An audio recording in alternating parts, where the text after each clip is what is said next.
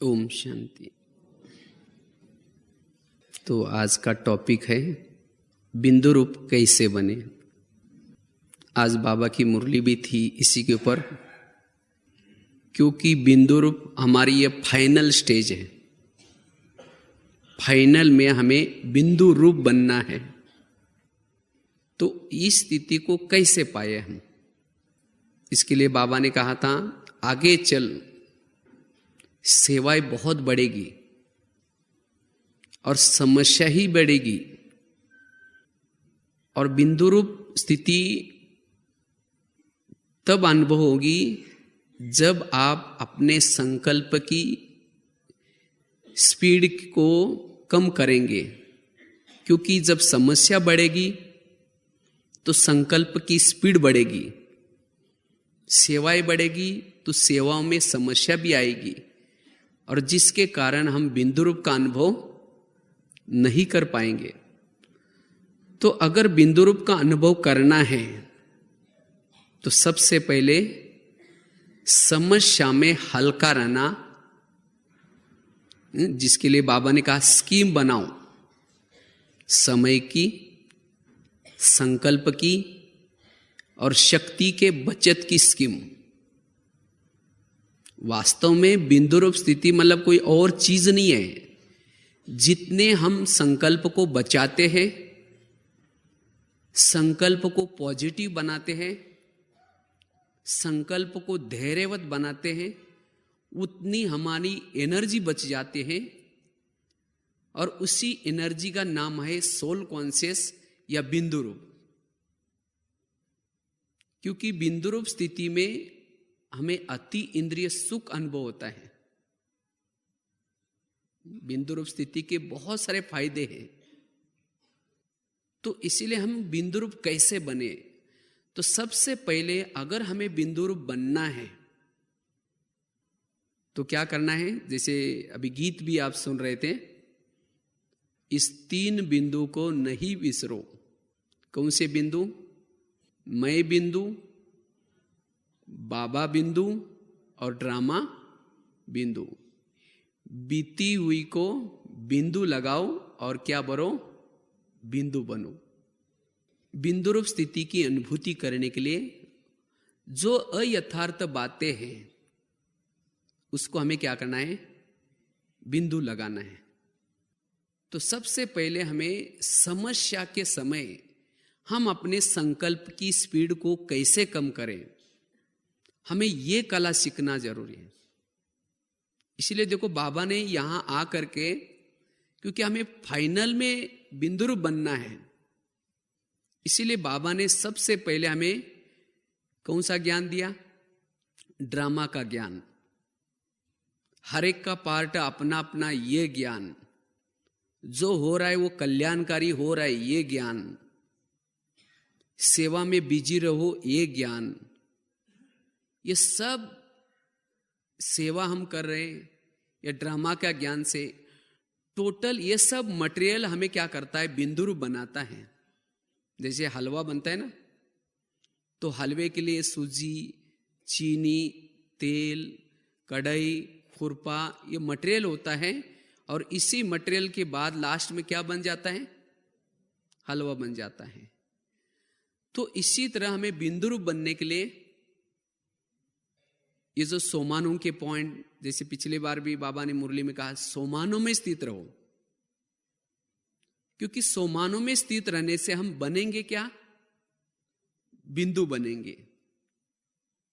एकाग्र चित्त रहने से बिंदु बनेंगे। तो ये सब मटेरियल हमें जो ज्ञान का है किस लिए है? जो हम ओरिजिनल थे। ओरिजिनल क्या थे? बिंदु थे। तो वो बिंदु हमें बनना है। क्योंकि जो बिंदु रूप स्थिति में रहता है उसको इस संसार की कोई भी बातें दिखाई नहीं पड़ती, ना अपने तरफ आकर्षित करती हैं। उसको केवल अपना स्वरूप नजर आता है, और उसको अपना स्वरूप नजर आता है। साथ में जैसा अपना स्वरूप प्यारा है बिंदु रूप, वैसा ही अन्य का भी हम उसको स्वरूप नजर आता है। और बिंदु रूप स्थिति में रहने से हम अपने ओरिजिनल गुणों की अनुभूति कर सकते हैं। शांत स्वरूप, शक्ति स्वरूप, प्रेम स्वरूप, सभी गुणों की हम अनुभूति कर सकते हैं। और जब हम खुद उन गुणों की अनुभूति करते हैं तो औरों के भी हमें क्या नजर आते हैं? गुण नजर आते हैं। हर व्यक्ति प्यारा लगता है, हर परिस्थिति प्यारी लगती है, और उसका चेहरा कैसा रहेगा? हर्षित मुख। और उसी समय उसके दिल से क्या निकलेगा? पाना तासो पा लिया। अति इंद्रिय सुख मिलता है उसको। और यही वास्तव में जीवन मुक्त स्थिति है। जीवन में रहते हुए भी कैसे? मुक्त। इसीलिए बाबा बार बार कहते हैं कि बिंदु रूप बनो। और जब आप बिंदु रूप बनते हैं तो सतयुग का जो लाइफ है उसी लाइफ का अनुभव आप यहां कर सकते हैं, उससे भी बढ़िया। तब लगता है कि मानव जीवन कितना सुंदर है, इस संसार में रहना कितना सुंदर है, कितना अच्छा है। आपको कोई भी समस्या में तंग नहीं होंगे, आपको पता ही नहीं चला कि कोई समस्या थी। इसीलिए बाबा कहते बच्चे क्या बनो? बिंदु। लेकिन ये बिंदु क्यों नहीं बन पाते? जैसे उसका पहला कारण बताया, समस्या है। समस्याएं हमें बिंदु बनने नहीं देती। जब समस्याएं आते हैं तो संकल्पों का बिखराव हो जाता है, अनेक संकल्प चलते हैं और उसके कारण शक्तिशाली स्थिति का अनुभव नहीं कर पाते। तो इसीलिए सबसे पहले अगर हमारे सामने समस्याएं आते हैं, विघ्न आते हैं, उस विघ्नों में हम हल्के कैसे रहे, ये हमें कला सीखनी है। तो इस कला को सीखने के लिए हमें सबसे पहली जो बात पक्की करनी है, हमारे जीवन की जो भी समस्या है उस समस्या में को पॉजिटिव रूप में लेना है। जितना पॉजिटिव रूप में लेंगे वो समस्या आपको कैसी लगेगी? हल्की लगेगी। इसीलिए बाबा गीता का भी सार क्या है? जो हुआ अच्छा हुआ, जो हो रहा है वो अच्छा हो रहा है। वास्तव में हमारे ज्ञान का भी टोटल सार यही है। हमारे जीवन की हर घटना कल्याणकारी है। जो बीत गया वो भी कल्याणकारी था, जो बीत रहा है वो भी कल्याणकारी है, जो आने वाले समय में जो होगा वो भी कल्याणकारी। जिसको बाबा कहते बीती को बिंदी, शक्तिवान को दिल में बिठा करके बिंदी लगाना सीखते तब मंदिर के तरफ जा रही कैसी रहेगी? बिंदु रूप स्थिति। क्योंकि जब हम उन समस्या का चिंतन करते हैं, उन बातों का चिंतन करते हैं, उन परिस्थितियों का चिंतन करते हैं, तो ज्ञान का चिंतन, सोमानों का चिंतन, आत्मचिंतन, परमात्मा चिंतन नहीं कर सकते। क्योंकि योग लगाने के लिए हमें अंतर्मुखी बनना पड़ता है, मन से पॉजिटिव सोचना पड़ता है। अगर हमारा मन निगेटिव सोच रहा है तो फिर निगेटिव सोचने से मन क्या होता है? भारी होता है। और भारी मन परमधाम में उड़ नहीं सकता, याद रखना है। जैसे मन होता है ना, एक तो लोहे का भी मन होता है, देखा ना, जिसे तोला जाता है। अगर उसी मन को आप ऊपर फेंको तो कहां जाएगा? जाएगा ऊपर। भारी मन नीचे आता है। इसी तरह आप अपने मन को कोई बीती हुई बातों का या समस्या का चिंतन करके मन को जब मन बनाते हैं, मन को जब भारी बनाते हैं, भारी मन परमधाम में नहीं जा सकता। तो फिर बिंदु रूप स्थिति की अनुभूति कैसे करेंगे? इसीलिए हमें क्या करना है? मन को हल्का रखना है,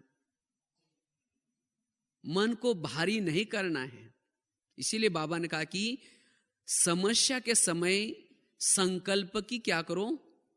स्पीड को कम करो, और उसी समय हमें क्या करना है? ये ज्ञान यूज करना है। बिंदु रूप स्थिति बनाना मतलब कि वो लाइट लाल लाइट हो गई, गीत चालू हो गया, मैं बिंदु रूप करेंगे तो बिंदु रूप स्थिति नहीं बनेगी। बिंदु रूप स्थिति बनाने के लिए सारा दिन आपने क्या सोचा है, आपके मन ने क्या सोचा है, आपके मन की स्पीड कैसी थी, उसके ऊपर निर्भर है।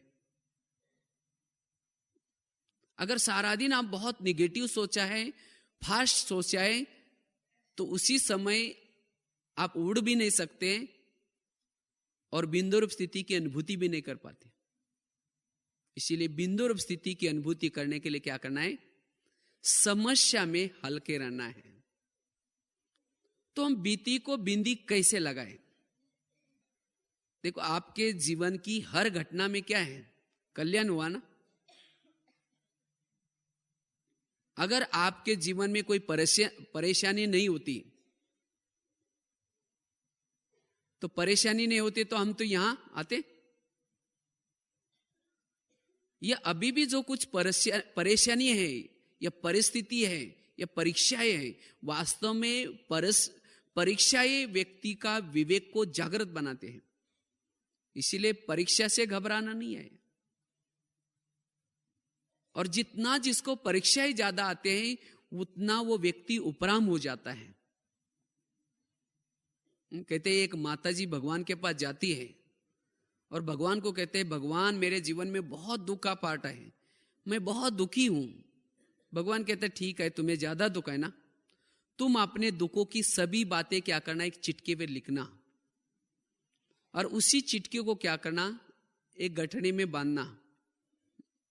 वो सभी बातों को लिख करके गठरी में डालना, और उसी गठरी को गांव के बाहर एक वड़ का पेड़ है, उसी वड़ के पेड़ को तुम्हारे दुखों की गठरी टांग के आना। तुम्हारा ज्यादा है, मैंने पार्सलिटी की तुम्हारे साथ, तो इसीलिए तुम्हारा क्या करना, वहां टांग के आना। और उसी पेड़ों को बहुत सारे और भी दुखों की गठरियां बांधी है। तुम्हें जो भी उसमें से हल्की है लगे, जो भी पसंद आए, एक लेके आना, लेकिन लाना पड़ेगा, क्योंकि हर एक के जीवन में दुख जरूरी है। तो माताजी बड़ी खुश होगी, अच्छा है, मेरा क्या हो जाएगा, थोड़ा सा कम हो जाएगा। तो अपने दुखों की सभी बातें चिटकी पर लिखती है। मुझे सास बहुत तंग करती है, घड़ी घड़ी डांटती है, जो जो होता है वो सब लिखते हैं, और उसी चिटकी को क्या करते हैं, गठड़ी में डालते हैं, और उसी गठड़ी को गांव के बाहर बड़ का पेड़ा वहां टांग के आते हैं। लेकिन जब दूसरे का लाने के लिए सोचते हैं तो उसको लगता है, मेरी सास मुझे तंग करती थी, यही मेरा दुख था, और तो पति भी मेरा अच्छा है, घर भी इतना अच्छा है, बच्चे भी अच्छे हैं, सब कुछ ठीक है। अगर मैं दूसरे की गठरी लेके जाऊं, हो सकता है उसका पति शराबी होगा, हो सकता है उसके घर में गरीबी होगी, हो सकता है उसको पड़ोसी तंग करने वाले होंगे। इसीलिए फिर ठीक है, मेरी गठरी ठीक है, अपनी क्या करते, उतार करके लेके आते। तो वास्तव में हर एक के जीवन में जो दुख का पार्ट दिया हुआ है, किसी लिए दिया है? दुख का पार्ट उस व्यक्ति का कल्याण करने के लिए दिया है। अगर हमारे जीवन में दुख का पार्ट नहीं होता तो हमारा कल्याण कभी नहीं होता। क्योंकि जब भक्ति हम कब करते हैं, जब दुखी बनते हैं, इसीलिए भक्ति करते हैं। और जब भक्ति करते हैं तो भक्ति का फल क्या मिलता है, ज्ञान मिलता है। और जब ज्ञान मिलता है तो हम सत्युग में जाते हैं। तो क्या उस दुखों से हमारा अकल्याण हुआ? तो इसीलिए हमारे जीवन के दुखों का बड़ा धन्यवाद, जिन्होंने हमें बाबा मिलाया, जिन्होंने सत्युग की बादशाही दी। तो फिर उस दुखों में हमें क्या करना है, परेशान होना है? इसीलिए कहा है कि जो हुआ अच्छा हुआ, जो हो रहा है अच्छा हो रहा है। कई सोचते तो ये व्यक्ति ने मुझे तो जीना आराम किया, इतना परेशान किया, बस ये यहां से चला जाए तो हम बहुत अच्छे रह सकते। लेकिन उसके बजाय पॉजिटिव सोचना है, ये व्यक्ति मुझे तंग तंग करके मुझे तो कर्मातीत ही बना करके छोड़ेगा। बस पॉजिटिव सोचो, निगेटिव बातों को क्या बनाना है, पॉजिटिव। जो व्यक्ति आपको तंग कर रहा है, परेशान कर रहा है, अगर वो परेशान नहीं करता, तंग नहीं करता, तो आपकी बुद्धि किसके साथ लगती फिर? अगर कोई माता जी है, उसका अपना पति बहुत प्यार करता, बहुत स्नेह करता, तो उसका योग किसे लगता फिर? मेरा पति बहुत अच्छा है, कभी तंग नहीं करता, तो उसको बाबा याद आता। इसीलिए कहा है कि जीवन की हर घटना में क्या है, कल्याण है। इसीलिए हमें समस्या में संकल्प की रफ्तार करने के बजाय क्या करना है, समस्या के समय संकल्प कम चलाना है। और जितना हम संकल्प की बचत करेंगे उतना हम क्या बनेंगे फिर, बिंदु रूप बनेंगे। वास्तव में समस्या ही मनुष्य को क्या बनाते हैं, महान बनाते हैं। समस्या ही व्यक्ति को शक्तिशाली बनाते हैं। तो इसलिए बिंदु रूप बनने के लिए हमें क्या करना है, इस समस्या में हल्के रहना है। और जो हल्का रहता है उसको कहा जाता है फरिश्ता। वही आत्म स्थिति में स्थित रह सकता है। आज रामायण, महाभारत, इसमें जो भी कुछ कथा कहानी है, वो कथा कहानी भी हमें यही सिखाते हैं कि जीवन की हर घटना में क्या है, कल्याण है। देखो रामायण में दिखाते, राम राज्य पर बैठने वाला था, अयोध्या का राजा बनने वाला था। सभी प्रजा में भी बहुत उमंग आ गया, राम राजा बनने वाला है। चारों तरफ अयोध्या को अच्छी तरह सजाया, और सजा करके रात के समय क्या हुआ, मंत्रा ने आकर के कैकेयी के कान में 2-4 बातें उल्टे सुल्टे डाल दी, और उसने वो सुन करके निर्णय गलत लिया। क्या किया, राम राज्य पर बैठने के बजाय राम को कहां भेजने का निर्णय किया, वनवा में। अगर कोई ये रामायण देखता है तो मंत्रा का पाठ देख करके कितना निगेटिव सोचे, देखो कितना उसने क्या क्या गलत किया। अगर वास्तव में देखा जाए मंत्रा ये काम नहीं करती तो राम वनवा में, अगर मंत्रा ये नहीं करते तो राम वनवा में नहीं जाता। और जब वहां राम वनवा में नहीं जाता तो रावण को नहीं मारता, और राम की महिमा नहीं होती। राम की महिमा किसके कारण है, मंत्रा के कारण है। तो इसी तरह हमारे जीवन में भी कोई मंत्रा का पार्ट बजाए। मेरे घर में कोई इधर की बातें उधर करके मेरा घर तोड़े, या मेरे घर में कोई समस्या पैदा करे, या बड़ों को कुछ बातें सुना करके मेरी ट्रांसफर यहां से दूसरी तरफ करे, तो मुझे क्या करना है, उसमें भी कुछ ना कुछ कल्याण समझ करके चलना है। लेकिन ऐसे समय पर हम क्या करते, उस व्यक्ति के लिए बदवाई निकलते, इसने तो मेरा ऐसा किया है, नहीं तो मैं तो बहुत यहां अच्छा था, इसके कारण तो मेरा ऐसा हुआ है। लेकिन वास्तव में आपके जीवन में हर घटना में कुछ ना कुछ जरूर कल्याण होगा। अगर आप वहां से ट्रांसफर होंगे, हो सकता है आपको ज्ञान मिला होगा, हो सकता और भी कुछ कल्याण होगा। तो इसी तरह हमें क्या करना है, जीवन की हर घटना में जो कुछ घटनाएं होती है उसको क्या करना है, पॉजिटिव लेकर के अपने संकल्प को बचाना है। आज ब्राह्मणों का योग क्यों नहीं लग रहा है, या योग में जो बिंदु रूप स्थिति की अनुभूति नहीं क्यों हो रही, क्योंकि समस्या का चिंतन, चाहे ब्राह्मणों के तरफ से समस्या चल रही, चाहे शरीर के रोग के तरफ से समस्या चल रही,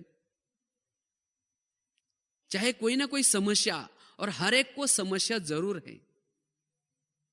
तो इसीलिए समस्या में अगर मुझे बिंदु रूप की अनुभूति करनी है, ज्ञान योग का अनुभव करना है, तो संकल्प को कैसे चलाना है? संकल्प की स्पीड को कम करना है, क्योंकि जब तक आपका मन स्थिर नहीं होगा, जब तक आपका मन कम नहीं सोचेगा, तब तक आप शक्तिशाली नहीं बन सकते, तब तक आप आत्मदर्शन नहीं कर सकते। जैसे पानी शांत होता है तो शांत पानी में आप अपना चेहरा देख सकते हैं अच्छी तरह। अगर पानी में पत्थर डालो तो क्या हो जाएगा? चेहरा दिखाई पड़ेगा, हिलेगा वो पानी। इसी तरह अगर आपके मन में हलचल है तो आप स्पष्ट रूप में आत्मदर्शन नहीं कर सकते। इसीलिए सारा दिन कोई व्यक्ति आकर के माया क्या करते हैं? रोज पत्थर डालने की कोशिश करते हैं। वो किसी का रूप धारण करेंगे, चाहे ब्राह्मणों का रूप धारण करेंगे, चाहे कोई पति का रूप धारण करेंगे, और आपके मन में पत्थर डालने का प्रयास करेंगे। लेकिन आपको क्या करना है? मन किसका है? आपका या दूसरे का है? हा? अपना मन है। तो इसीलिए मन को क्या करना है? समझाना है, हे मन तुम्हें कुछ नहीं सोचना। वो चाहे कितना भी पत्थर डाले, आप चुप बैठो। और जब आपका मन सोचेगा ही नहीं, मन शांत रहेगा, तब जाकर के आप शाम को जब योग लगाएंगे, उस योग में आप अपने सोमानों के अभ्यास में स्थित रह सकते हैं। उस समय ज्ञान का चिंतन कर सकते हैं, शिव बाबा का गुणगान कर सकते हैं, ज्ञान का मनन चिंतन कर सकते हैं। अन्यथा क्या हो जाएगा? अगर किसी ने पत्थर डाला, विघ्न डाला, किसी ने कुछ बोला, तो जब एकांत में बैठेंगे वही बातें याद आएगी। शुरू तो करेंगे, लाल लाइट चल रहा है, गीत बज रहा है, शुरू करेंगे मैं आत्मा हूं, शांत स्वरूप हूं, फिर कहेंगे मेरे को उन्होंने क्यों बोला, आखिर ऐसा क्यों बोला, फिर कहेंगे कोई बात नहीं, मैं आत्मा हूं, शांत स्वरूप हूं, फिर कहेंगे मेरे को ही क्यों बोला। आधा घंटा तक आपका कौन सा चिंतन चलेगा? यही चिंतन चलेगा। तो कैसे बिंदुरूप स्थिति की अनुभूति करेंगे? इसीलिए हमें क्या करना है? बीती हुई को बिंदी लगानी है, उस बातों को पॉजिटिव में लेना है। अगर कोई गाली देता है तो आप ये समझो गाली नहीं दी, मेरे ऊपर गुलाब का फूल डाल दिया। अगर कोई गुलाब का फूल आपके ऊपर डाले तो कैसा लगेगा? अच्छा लगेगा ना। तो जिस दिन किसी ने गाली दी, कोई इंसल्ट किया, जब आप योग में बैठेंगे तो बाबा कहो, बाबा आपने बहुत अच्छा भगत भेजा था, उसने बहुत अच्छा फूल डाल के गया, आपका बहुत बहुत धन्यवाद। और जो यहां गाली देगा, इंसल्ट करेगा, वही व्यक्ति दोपहर में क्या करेगा? रोज आकर के गुलाब का फूल डालने का काम करेगा। तो आपको भगत चाहिए कि नहीं चाहिए? हाँ? इसीलिए हर बातों को सारा दिन क्या करना है? पॉजिटिव लेने का प्रयास करना है। और जब पॉजिटिव लेने का प्रयास करेंगे तो आपका मन क्या करेगा? सोचेगा नहीं। आपका मन क्या करेगा? बीती हुई को बिंदु लगा देगा। अब तब जाकर के आप यथार्थ योग कर सकेंगे। बाबा ने कहा ना, योग भी हमें कैसे करना है? यथार्थ। नहीं तो ऐसा नहीं कि लाल लाइट चल रहा है, गीत बज रहा है तो हमारा योग ही चल रहा है। मन कहीं और है, बुद्धि कहीं और है, तो वो योग नहीं है, वो है व्यर्थ चिंतन। और जब मन और कहीं और बुद्धि कहीं और है, उस समय आपके आत्मा में बाबा की पावर नहीं आती। और जब पावर नहीं आती तो आत्मा की बैटरी चार्ज नहीं होती। और जब बैटरी चार्ज नहीं होती तो सारा दिन आप सोल कॉन्शियस का अनुभव, बिंदु रूप का अनुभव नहीं कर पाते। इसीलिए बाबा ने कहा ना, अभी भी बिंदु रूप की स्थिति ना के बराबर है। तो इसीलिए हमें क्या करना है? बिंदु रूप की स्थिति की अनुभूति करने के लिए समस्या में हल्का रहने का प्रयास करना है। जिसको आज दुनिया में भी क्या कहते हैं? टेंशन, तनाव दुनिया में भी चल रहे हैं। इसी तरह हम ज्ञान में आने के बाद भी अगर हमारे संकल्प चलते हैं, दुनिया में तो तनाव आने के बाद क्या करते हैं, हाथ भी उठाते हैं। हम तो ये तो नहीं करेंगे, लेकिन हमारे संकल्प चलते हैं। कभी कभी संकल्प को रोक नहीं पाते तो जाकर के किसी औरों को सुनाते हैं, जिसको कहते हैं ना परचिंतन। उसके बाद उसके साथ व्यवहार बदल जाता है, उसके साथ बात नहीं करेंगे तो ये भी क्या हो गया, इससे भी हमारी शक्तियां वेस्ट होती है। परचिंतन करने से, बददुआई निकलने से। इसीलिए बाबा ने ये वरस भी दिया था ना, कौन सा, शांति और शुभ भावना वरस। जितने जिसके संकल्प कम चलते वो शांति में रह सकता है, और वही सबको दुआएं दे सकता है, शुभ भावना दे सकता है। इसीलिए हमें हर बातों को क्या लेना है, पॉजिटिव लेना है।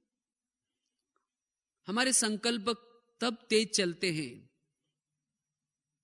हम कहते हैं कि हम तो कुछ नहीं करते, गलत नहीं करते, तो भी ये हमारी निंदा करते हैं, तो भी हमारे बारे में ये उल्टा सुल्टा सुनाते हैं। और जब वो उल्टा सुल्टा जिसके पास सुनाया कहीं से तो हमें पता चलता है, तब फिर हमारे संकल्प क्या होते हैं, तेज चलते हैं। लेकिन उसके वो भी पॉजिटिव लो। कैसे, जो भी आपके बारे में किसी को बुराई करता है, किसी के पास ये ऐसे है, ये ऐसे है, तो आप उसको पॉजिटिव लो।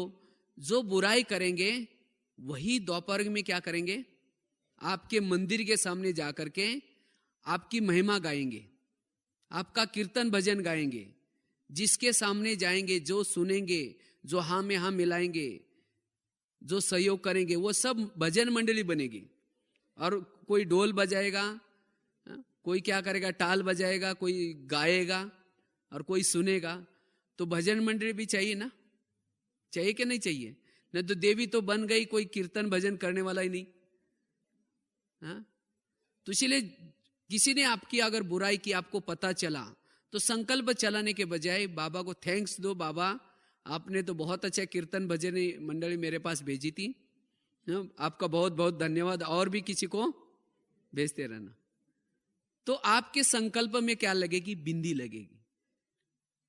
उनके प्रति, भजन मंडली के प्रति भी क्या निकलेगी, दुआएं निकलेगी। अगर कोई देवी के सामने कीर्तन भजन चल रहा है और देवी कहे कि तुम्हारा सत्यानाश हो जाए, तुम्हारा ऐसा हो जाए, तो फिर दोबारा वो भजन करेंगे? हाँ? तो इसीलिए ये समझो कि ये बुराई करने वाले किसने भेजा है इनको, बाबा ने भेजा है। तो इसीलिए उनको भी क्या करो, दुआएं दो। दुआएं मतलब कोई हाथ से नहीं दो, नहीं तो और चिढ़ जाएगा, मन की बात है। तो ये हमें कला सीखनी है। और जिन्होंने ये पॉजिटिव चिंतन की कला सीखेंगे, उनके लिए समस्या कुछ भी नहीं लगेगी। तब ये ज्ञान और योग का चिंतन करके बिंदु रूप स्थिति का अनुभव कर पाएंगे। इसलिए सेवाओं में और समस्या में कैसे रहना है, हल्के रहना है। क्योंकि जितना जो महान बनता है, जितना वो अच्छा ऊंचा पद पाता है, उसके सामने समस्या ज्यादा आते हैं। आप चेक करो, सतयुग का आपका कितना बड़ा पद होगा। अगर आपके सामने विघ्न ज्यादा आ रहे, समस्या ज्यादा आ रहे, परिस्थितियां ज्यादा आ रहे, इसका मतलब आपका सतयुग का पद भी क्या है, बहुत ऊंचा है। अगर आपके सामने समस्या नहीं, कोई परिस्थिति नहीं, तो समझो कि आपका सतयुग का कोई पार्ट भी नहीं है। और समस्या किसके पास नहीं आती, जो समस्या में रोते हैं, बाबा ये क्या हो रहा है, सब मेरे को बोलते रहते हैं, मैं कब तक करूं ऐसा। जब रोना शुरू करते हैं तो बाबा क्या करता है, समस्या को कम करता है। फिर बाबा को लगता है इसको पद ऊंचा नहीं चाहिए। जैसा कोई बच्चा क्या करता है, परीक्षा के समय रोता है, मम्मी मुझे टीचर मारता है, मुझे नहीं स्कूल में जाना, तो मम्मी क्या करेंगे, कोई बात नहीं बेटा छोड़ दो। अगर उस बच्चे ने परीक्षा ही नहीं दी तो उसका भविष्य का पद क्या होगा, ऊंचा नहीं होगा। तो इसीलिए हमें विघ्न और परिस्थिति में कभी भी घबराना नहीं है। विघ्नों को क्या करना है, सकारात्मक लेना है। कहते हैं ना, बड़ा बनने के लिए क्या करना पड़ता है? हाँ? सहन करना पड़ता है। हम कई बार एक दही बड़े का एग्जाम्पल देते हैं, मना समस्या में कैसे हल के रहना है। अगर इस दही बड़े का एग्जाम्पल आप याद रखेंगे तो भी आप बीती को बिंदी लगा सकते हैं, समस्या में भी हल्के रह सकते हैं। हाँ? देखो दही बड़ा कैसे बनता है? बड़ा सभी माताएं जानते हैं ना कैसा बनता है। वो बहुत, दही बड़ा बनते समय वो बहुत सहन करता है। कैसे बनता है आपको उसकी विधि सुनाते हैं। रात को उड़द की दाल को क्या करते हैं? पानी में भिगोते हैं। सवेरे पानी से निकाल करके क्या करते हैं? उसको मिक्सी में डालते हैं। तो मिक्सी में डालने के बाद क्या होता है? वो उसको पीसा जाता है। तो पीसते समय क्या हुआ? उस दाल ने क्या किया? सहन किया, तब जाकर के उसका आटा बन जाता है। उसके बाद मिक्सी से निकाल करके एक प्लेट में रख करके थाल में लेकर के आटे को फेंटते हैं। कब तक फेंटते हैं? उसको क्या करते हैं? ग्लास लेते हैं और ग्लास के अंदर थोड़ा सा आटा डालते हैं। अगर आटा सीधा ही डूब जाता है उसका बड़ा सख्त बनेगा, मुलायम नहीं बनेगा, सॉफ्ट नहीं बनेगा, इसीलिए और उसको फेंटते हैं। तब तक टेस्ट करते हैं, जब डालने के बाद तुरंत वो तैरना चाहिए, तब तक उसको क्या करते हैं? फेंटते। उसके बाद क्या करते हैं? उसको ले करके, आजकल वो मेंदू वड़े की मशीन आते है, उस मशीन में डाल करके या हाथ से क्या करते हैं? गरम तेल में उसको तलते हैं। तो क्या किया? पिस्सा सहन किया उस दाल ने, फेंटा तो भी सहन किया, गरम तेल को भी सहन किया। फिर जब करारा बन जाता है, लाल बन जाता है, उस समय उस वड़े को निकाल करके क्या करते हैं? पानी में डालते हैं। तो पानी से निकाल करके फिर दोनों हाथों से दबा करके क्या करता है? उसका पानी निचोड़ देते हैं। तो दबाते समय भी क्या किया? सहन किया। अगर टूट जाता है तो उसको फिर मेहमानों को नहीं खिलाएंगे। जो साबुत रहता है दबाने के बाद उसको फिर क्या करते हैं? प्लेट में रखते हैं। फिर दही डालते हैं, ऊपर से क्या करते हैं? इमली की चटनी डालते हैं। उसके ऊपर क्या करते हैं? और इमली की चटनी में भी काला नमक, सफेद नमक, चीनी का बूरा, और उसके ऊपर क्या करेंगे? फिर लाल मिर्ची डालेंगे। उसके ऊपर भुना हुआ जीरा भी डालेंगे। फिर उसके बाद हरा धनिया भी डालेंगे। तब क्या बना? वो दही बड़ा बन गया। फिर खाने वाला लगेगा, उसको लगेगा आज तो मजा आ गई खाने में। उसको कब मजा आई? जब उस बड़े ने सहन किया, तब जाकर के वो खाने वालों को मजा आई। इसी तरह आपके जीवन से भी औरों को मजा तब आएगी, कब? जब आप हर परिस्थिति में आप सहन करेंगे, तब जाकर के आपके जीवन से औरों को मजे आएंगी। तो इसीलिए हमें भी लोग क्या करेंगे? बड़ा बनने के लिए कोई पीसते भी रहेंगे, कोई फेंटते भी रहेंगे। कब तक फेंटते रहेंगे? कई बोलते हैं ना, मुझे ये कब तक समस्या आती रहेंगी। आटे को कब तक फेंटा गया?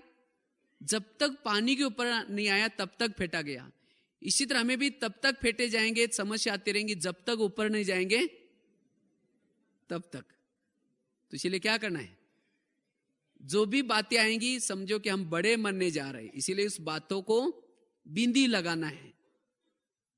उसके बाद गर्म बातें भी आएंगी, कोई फुलाना शुरू करेंगे, महिमा भी करेंगे आपकी। वही महिमा करने वाले लोग दबाना भी शुरू करेंगे कुछ दिनों के बाद। कुछ दिन के बाद वही परेशान करेंगे। फिर हमारा दिल टूट जाता है, ये क्या हो रहा है? इन्हीं बच्चों को मैंने पढ़ाया था, इन्हीं बच्चों को मैंने सिखाया था, अभी देखो कितनी मुझे तंग कर रहे हैं।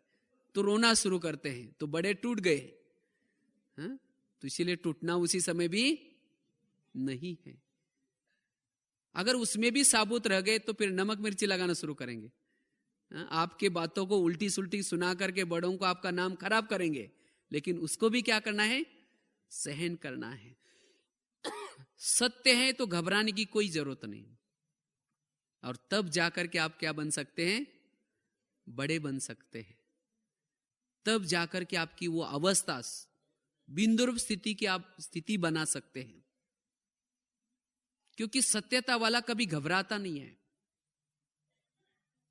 तो संकल्प चलाने की कोई जरूरत नहीं है।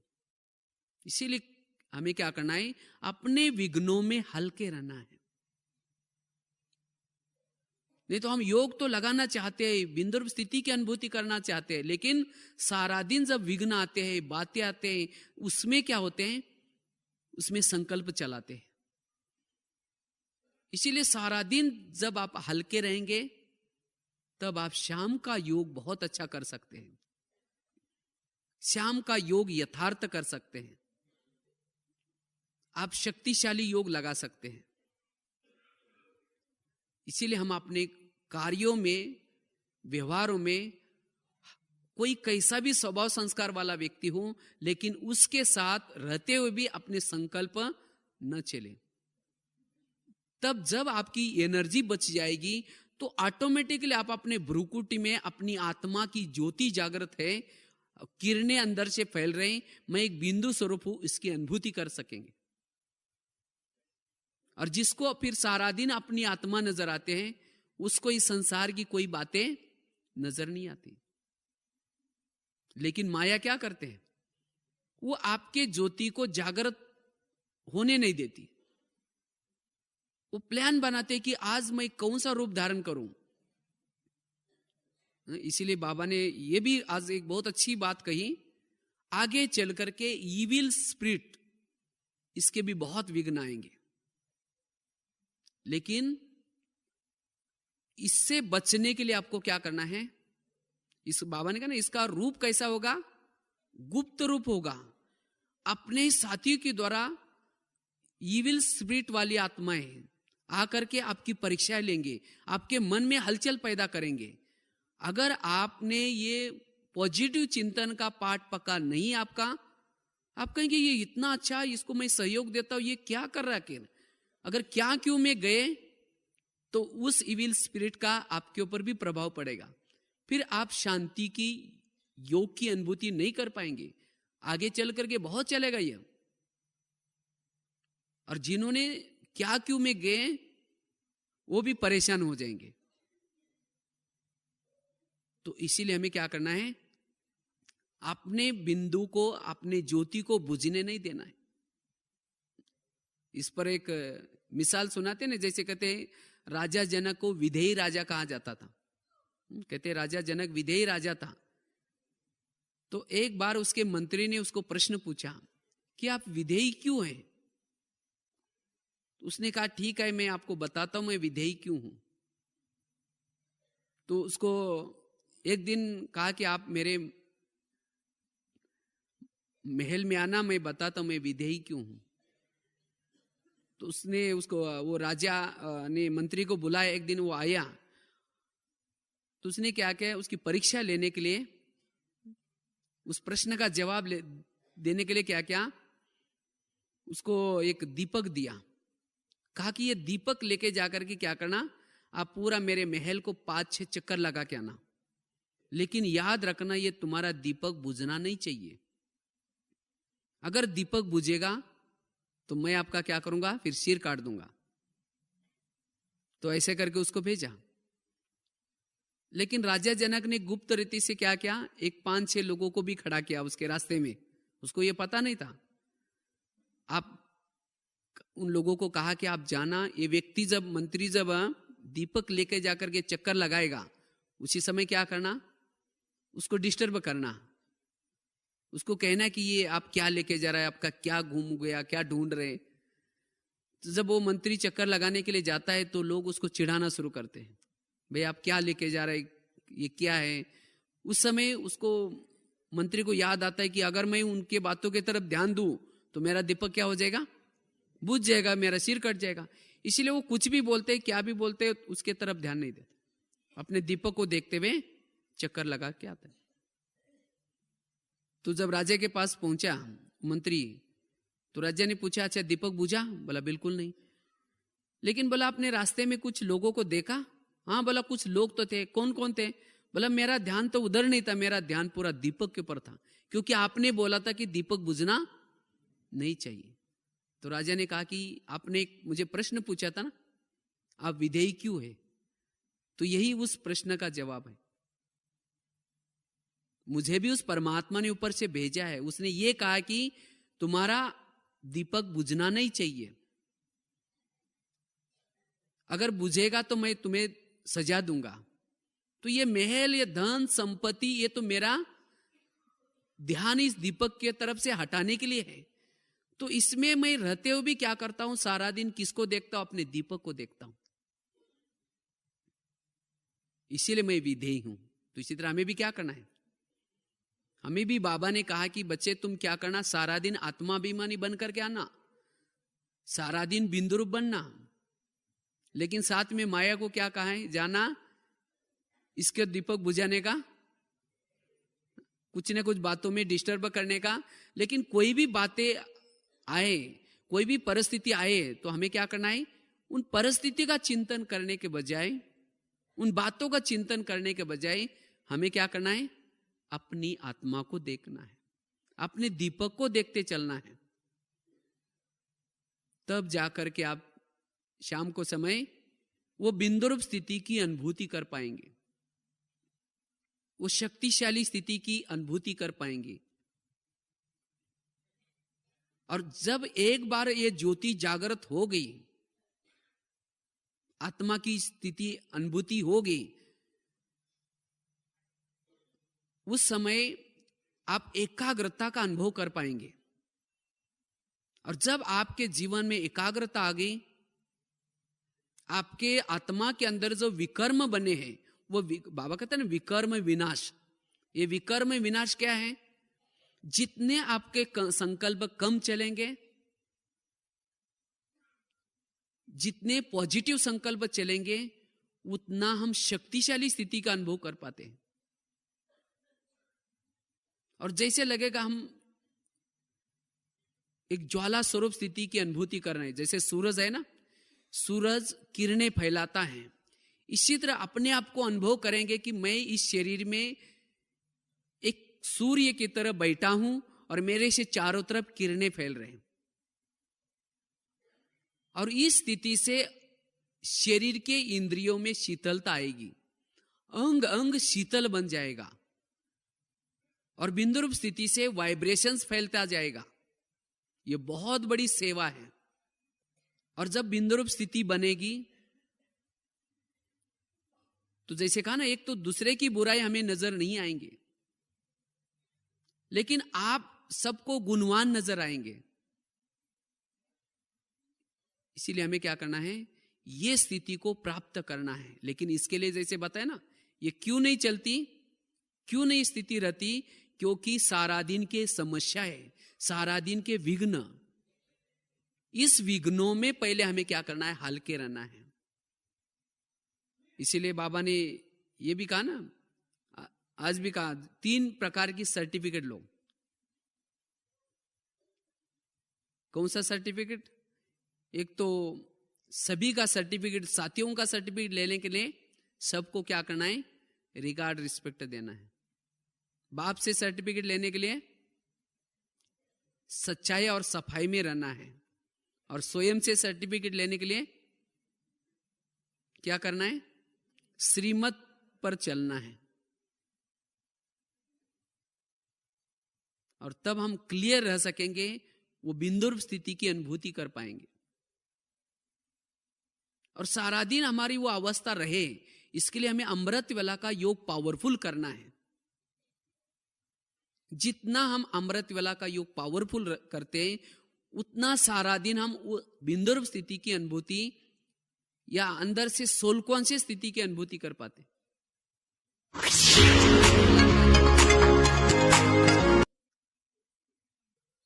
और सोमानु के अभ्यास भी करना है।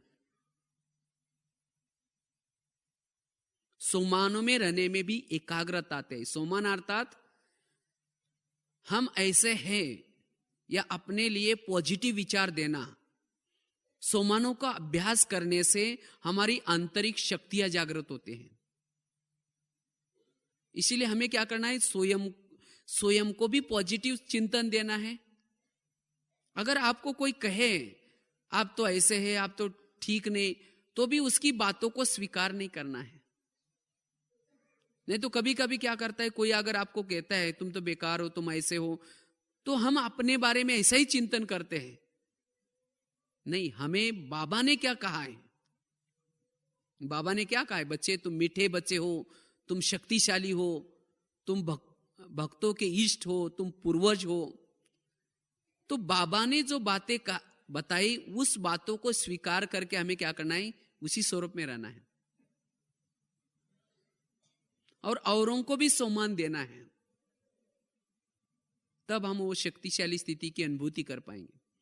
और जब भी हम योग भी लगाते हैं, उस सारा दिन बिंदु रूप की अनुभूति करने के लिए योग हमें, बाबा कहते हैं ना, यथार्थ लगाओ। जब भी आप योग में बैठते हैं, उसी समय बाबा से शक्ति लेकर के चार्ज करो आत्मा को। जब चार्ज करेंगे तो सारा दिन सोल कॉन्शियस में अशरीरी स्थिति की अनुभूति में रहेंगे। कोई भी परिस्थिति में आपके संकल्प फिर ज्यादा नहीं चलेंगे। अगर आपका योग ठीक नहीं लगा बैठ करके, अगर बैठ करके योग ठीक नहीं लगा, तो फिर सारा दिन कोई कुछ भी कहता है, कोई भी अपमान करता है, तो उसके संकल्प चलेंगे। इसीलिए हमें क्या करना है, बैठ करके योग ठीक लगाना है। जैसे आजकल मोबाइल निकला है ना, मोबाइल फोन, तो मोबाइल की बैटरी को चार्ज कैसे करते हैं? कैसे करते हैं? उसको प्लग के पास ला करके रख देते हैं, और प्लग के पास रख करके क्या करते हैं, उस चार्जर का जो अडाप्टर है उसको क्या करते हैं, प्लग के अंदर डालते हैं। तब वो बिजली का करंट आता है और क्या होता है, वो बैटरी चार्ज हो जाते हैं, और सारा दिन वो बैटरी क्या करते हैं, काम में आते हैं। फोन कर सकते हैं, रिसीवर भी कर सकते हैं। तो इसी तरह हमें भी अपनी आत्मा की बैटरी को चार्ज करना है। तो क्या करना है, हम क्लासरूम में आ गए, माना प्लग के पास आ गए, माना बैटरी हमने प्लग के पास रख दी, क्लास के अंदर आ गए। लेकिन इतना ही नहीं चलेगा। जैसे उस चार्जर को ला करके आप प्लग के पास केवल रखो नजदीक, उसका जो चार्जर का जो अडाप्टर है उसको अगर प्लग के अंदर डालो ही नहीं, तो बैटरी चार्ज हो जाएगी क्या? इसी तरह केवल हम क्लास में आकर के बैठ गए या बाबा के कमरे में आकर के बैठ गए, इतना नहीं चलेगा। लेकिन इसके साथ क्या करना है, मन और बुद्धि की तार क्या करना है, परम धाम में शिव बाबा के साथ ज्वाइंट करना है। मन और बुद्धि दो तारे हैं, एक पॉजिटिव तार, दूसरी निगेटिव तार। जैसे अगर वो एक ही तार डालते हैं तो बैटरी चार्ज नहीं होती। तो इसी तरह आपने केवल मन ही बाबा में लगाया, बुद्धि नहीं लगाई, तो भी बैटरी चार्ज नहीं होंगी। तो दोनों तारों को हमें क्या करना है, बाबा के साथ ज्वाइंट करना है। तब जाकर के हमारा योग लगेगा। अच्छा समझो तारे तो डाल दी, लेकिन रात भर उसका वो प्लग का बटन बंद था, रात भर बटन ऑफ था, तो क्या हो जाएगा, बैटरी चार्ज नहीं होंगी। इसी तरह हमने मन बुद्धि बाबा में लगाई, लेकिन स्मृति का स्विच ऑफ है, कुछ सोचा ही नहीं, डर होकर के बैठे बस सिर्फ, तो क्या हो जाएगा, चार्ज हो जाएंगे। लेकिन नहीं, हमें बैठ करके क्या करना है, अंदर से स्मृतियां करना है। क्या स्मृतियां करना है, बाबा ने मेरे ऊपर कितने बड़े उपकार किए हैं, उस उपकारों के गहराई में जाऊं। क्या उपकार किए हैं, कहां विकारों के गटर में थे, बाबा आपने मुझे उठाया, गले लगाया, मेरे दुखों के आंसू पोंछे, मुझे क्या से क्या बनाया। इसी तरह बाबा के उपकारों को क्या करो, याद करो। बाबा ने जो ज्ञान सुनाया उसको याद करो। क्या ज्ञान सुनाया, बच्चे तुम तो एक ज्योति स्वरूप आत्मा हो, तुम आत्मा परमधाम के निवासी हो। तो जैसे उस ज्ञान का पॉइंट स्मृति में लाया, वैसे परमधाम की स्थिति की अनुभूति करो। तुम शांत स्वरूप हो, तुम शक्तिशाली हो। तो इस तरह से जो ज्ञान बाबा ने सुनाया है उसको क्या करना, हमें याद करना है। ज्ञान को याद करो। अभी कुछ दिन पहले एक बोर्ड में जो मुरली पॉइंट लिखते हैं ना, वहां किचन के पास, तो वहां एक पॉइंट लिखे थे, शिव बाबा को याद करना मतलब क्या करना। तो शिव बाबा को याद करना अर्थात उसके उपकारों को याद करना। उस बाबा ने सुना है वो एक ज्ञान को याद करना, बाबा ने दिए हुए सोमानों को याद करना, बाबा ने दिए हुए वरदानों को याद करना, बाबा के गुणों को याद करना, बाबा को बुद्धि रूपी नेत्र के द्वारा परमधाम में देखना, बाबा ने आज तक जो हमें स्मृतियां दी उसको याद करना, यह है बाबा की याद। मना कहने का मतलब हमें स्मृति का स्विच चालू करना है। अगर केवल ऐसे ही बैठेंगे तो बैटरी चार्ज नहीं होगी, तो सारा दिन हम फिर सोल कॉन्शियस की अनुभूति नहीं कर पाएंगे। इसीलिए योग में बैठ करके क्या करना है, हमें चिंतन करना है। अच्छा समझो तारे भी डाल दी, बटन भी चालू किया, उसके बाद कभी तार प्लग में डाल रहे, कभी तारों को निकाल रहे, कभी डाल रहे कभी निकाल रहे, तो बैटरी चार्ज हो जाएगी। इसी तरह हम भी कभी क्या करते हैं, कभी मन बुद्धि बाबा में जाते हैं, कभी कहीं धंधे दौरे में जाते हैं, कहीं बाहर चले जाते हैं। कैसे जाते हैं, समझो यहां आप आए, यहां बैठे योग लगा रहे बाबा के कमरे में, शुरू करें मैं आत्मा हूं, शांत स्वरूप हूं, शक्ति स्वरूप हूं, फिर अचानक याद आएगा, अच्छा हो गया याद आया, अभी तो थोड़ी भीड़ कम है, थोड़ा सा वो 2-4 कैसेट लेके जाना था, तो अच्छा हो गया याद आया। फिर कहेंगे ठीक है थोड़ा योग लगा करके फिर लेके जाएंगे, फिर कहेंगे मैं आत्मा हूँ, शांत स्वरूप हूँ, शक्ति स्वरूप हूँ। फिर सोचेंगे कैसेट लेने के लिए जाएंगे तो वहाँ लिटरेचर का स्टॉल भी है, थोड़ा कुछ किताबें भी लेना है, फिर कहेंगे ठीक है मैं आत्मा हूँ, शांत स्वरूप हूँ, शक्ति स्वरूप हूँ। फिर सोचेंगे थोड़ा ऊपर घूम करके भी आते हैं माउंट आबू में, ठीक है फिर कहेंगे मैं आत्मा हूँ, शांत स्वरूप हूँ। फिर सोचेंगे कुछ बाहर के से जा करके कुछ खरीदारी भी करके लेके आते हैं, फिर कहेंगे ठीक है मैं आत्मा हूँ, शांत स्वरूप हूँ। फिर सोचेंगे मेरे साथ जो माता जी आई उठ के गई तो नहीं, पीछे मुड़ करके भी देख रहे हैं। मना कभी तारे परमधाम में बाबा में लगा रहे, कभी निकाल रहे, यही चलता है ना। कई बार हमने एक बहुत अच्छा एग्जाम्पल देते हैं, समझो आप यहां बैठे तो ये समझ आते हैं, घरों में क्या होता है, समझो कोई माता जी योग लगाने के लिए जा रहे हैं, योग लगाने के लिए जा रहे हैं और जाते जाते देखा कि बहुत अच्छा बैंगन की सब्जी है, क्लास के लिए जा रहे हैं, लेकिन सवेरे सवेरे कोई सब्जी का गाड़ी वाला जा रहा है, फिर सोचेंगे बहुत अच्छी सब्जी आई है, चलो आज शाम को इसकी सब्जी बना देंगे, लेकिन सोचेंगे पहले जा करके योग लगा करके मुरली सुन करके वो सब्जी लेके जाएंगे। फिर गए सेंटर पर, लाल लाइट चल रहा है, गीत बज रहा है, शुरू करेंगे मैं आत्मा हूँ, शांत स्वरूप हूँ, शक्ति स्वरूप हूँ। फिर सोचेंगे अरे थैली तो लाए नहीं, वो बैंगन कैसे लेके जाऊं। फिर कहेंगे कोई बात नहीं, उसके पास तो प्लास्टिक का थैला तो होगा ही, उसमें लेके जाएंगे। फिर कहेंगे मैं आत्मा हूँ, शांत स्वरूप हूँ, शक्ति स्वरूप हूँ, प्रेम स्वरूप हूँ। फिर सोचेंगे यार गैस के ऊपर जो दूध रखा था वो शायद बंद किया है या ऐसा ही चल रहा है, चलो कोई और बुझा देगा, कहीं मैं आत्मा हूँ, शांत स्वरूप हूँ, शक्ति स्वरूप हूँ।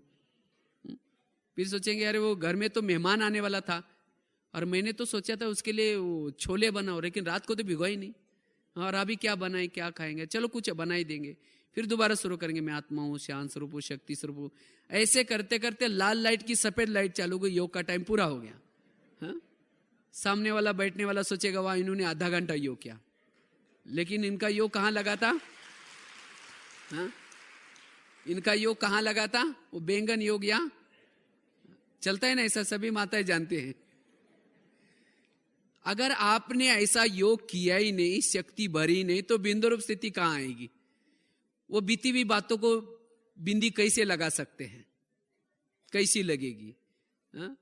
क्योंकि बीती हुई बातों को बिंदी उसको लग सकते हैं जिन्होंने योग में अनुभूति की, जिन्होंने योग में शक्तिशाली अनुभूति की, आत्म सुख पाया, और उसी सुख के सामने किसने अपमान किया, निंदा किया, वो सब बातें फीकी लगेगी और उसके लिए लगेगा अरे छोड़ो छोड़ो क्या करना है। समझो जिस दिन आपका योग अच्छा लगता है, उसी समय जब योग आपका अच्छा लगता है, अब आपको कोई भी बोलता है तो आपको लगेगा कोई बात नहीं, बोलने दो, जाने दो, मुझे शांत अच्छा लग रहा है। तो इसीलिए अगर आपको बीती को बिंदी लगानी है तो क्या करना है, जब योग लगाते वो योग को आप कैसे लगा दो, विधि पूर्वक लगा दो। आप योग में कितना समय बैठे वो महत्व का नहीं है, लेकिन जब योग में बैठे तो आपकी मन और बुद्धि बाबा के साथ कितना थी, प्लग में तारे कितना समय थी, ये महत्व का है। नहीं तो तारों को डालते रहेंगे निकालते रहेंगे, वो नहीं। इसीलिए हमें क्या करना है, जब भी योग लगाते हैं वो शक्तिशाली योग लगाना है। माया आपके तारे निकालेंगी, लेकिन आपको क्या करना है, डालना है। अपने मन और बुद्धि को समझाना है, ये मन बुद्धि तुम कहां गई, तुम्हें तो योग लगाना है। कोई भी समस्या है, उस समस्या में क्या करो, समस्या में हल्के रहो। अगर योग के समय जब भी समस्या आते हैं तो क्या करो, उसी समय भी समझाओ मन बुद्धि को, और तब जाकर के हम ब्राह्मण जीवन का आनंद ले सकेंगे, शक्तिशाली बन सकेंगे। तो इसलिए बिंदु रूप स्थिति की अनुभूति करने के लिए एक तो योग भी यथार्थ लगाना है, समस्या में हल्के भी बनना है। कितनी भी समस्या है लेकिन कैसे रहो, हल्के। कईयों को लगता है कि मुझे मेरे संकल्प की स्पीड तब बढ़ जाते हैं, मेरे संकल्प तब बढ़ जाते हैं, हम जिसके ऊपर उपकार करते हैं वही मेरा अपकार करता है, जिसका हम भला करते हैं वही हमारा बुरा करता है, तब मुझे मेरा दिल थोड़ा खाता है, मेरा दिल टूट जाता है, मेरे संकल्प चलते हैं। याद रखना है, जिसका भला करेंगे वही आपका क्या करेगा, बुरा करेगा। ये संसार का नियम है। इसीलिए उसी समय भी हमें क्या करना है, अपने संकल्प की स्पीड को कम करना है। देखो, जिस बाबा ने आपका भला किया था, किया ना,